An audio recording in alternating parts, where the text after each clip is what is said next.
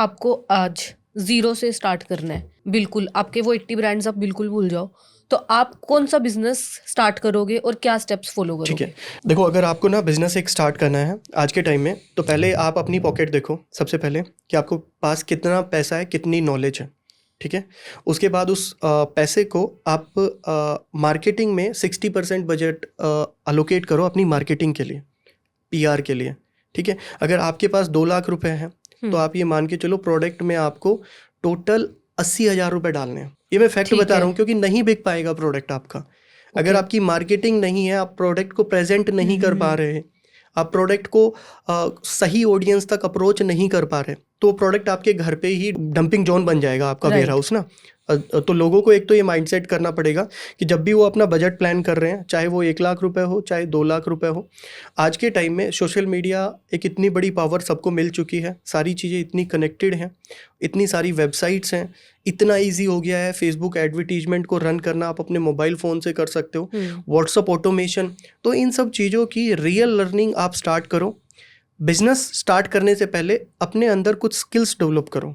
सबसे पहली स्किल आपकी होनी चाहिए कि आपको ऑनलाइन अपने बिजनेस को कैसे लेके जाना है, और उसमें आपको किसी भी थर्ड पार्टी ऑर्गेनाइजेशन को हायर करने से पहले आपको अपनी एक्सरसाइज कंप्लीट करनी है कि वहाँ पे, क्योंकि थर्ड पार्टी ऑर्गेनाइजेशन के पास आप जैसे बहुत सारे क्लाइंट होंगे, है ना, क्योंकि आपके पास 1.5 लाख रुपए है। थर्ड पार्टी ऑर्गेनाइजेशन के पास ऐसा क्लाइंट होगा जिसके पास 20 लाख रुपीज़ होंगे, जिसके पास 1 लाख रुपीज़ है, तो वो वहाँ पे अपने क्लाइंट को प्रायोरिटी देगा जिसके पास 20 लाख है।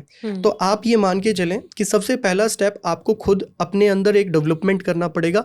अदरवाइज आप अपनी जॉब कर रहे हो वो करो, आपका जो 2 लाख रुपए लगाओगे वो भी ज़ीरो हो जाएगा।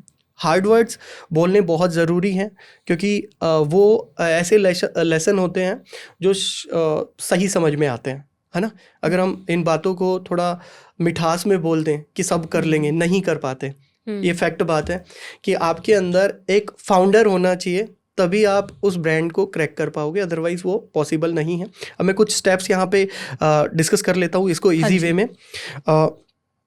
आपको अपना एक ब्रांड बनाना है, तो सबसे पहले कैटेगराइज करो कि आपको बनाना क्या है ना। देखो आप कैटेगराइज, मैं उन लोगों की बात कर रही हूँ जिनको ये भी आइडिया नहीं है कि किस प्रोडक्ट में, जैसे मैं हूँ, मेरा एक बिजनेस चल रहा है ना, I have some money, let's say 2 lakh rupees मेरे पास है।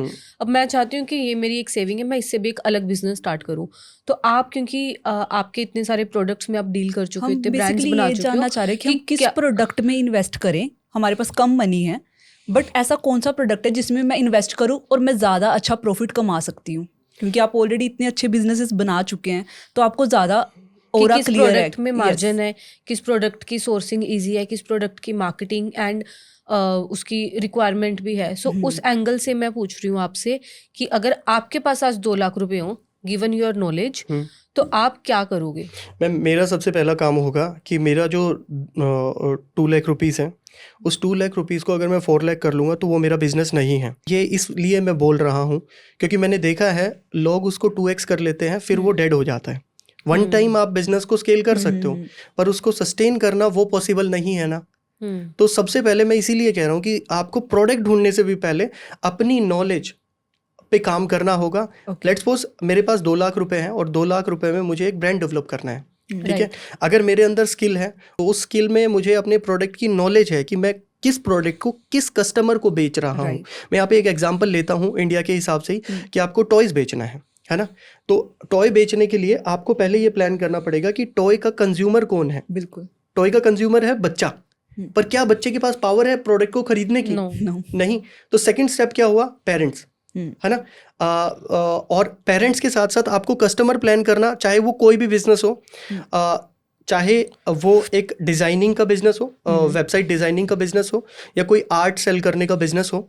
6 टाइप के ही कस्टमर होते हैं दुनिया में, उसके अलावा कोई कस्टमर नहीं है। कौन कौन से? पहला बॉयज़ गर्ल्स, जिसमें किड्स कैटेगरी हम बोल देते हैं, ठीक है।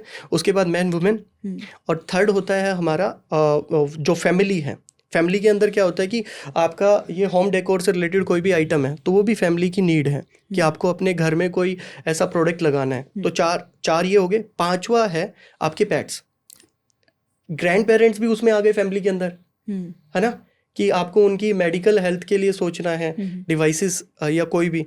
अब मैंने 5 कस्टमर में डिवाइड किया पूरी की पूरी जर्नी को, आप 6 कस्टमर निकाल ही नहीं सकते।